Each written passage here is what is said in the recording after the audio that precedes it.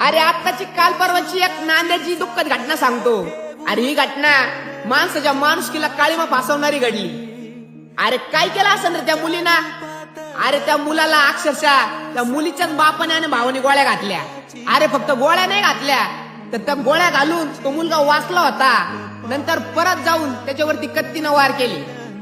अरे हे कबून केलं माहितीये का, त्या मुला मुलीचे संबंध होते 3 वर्षापासून आणि त्यांना येत्या काही दिवसात लग्न पण करायचं होतं. पण हे त्या मुलीच्या घरच्यांना मान्य नव्हतं. याचं कारण म्हणजे त्या मुलाची जात आणि धर्म वेगळा होता.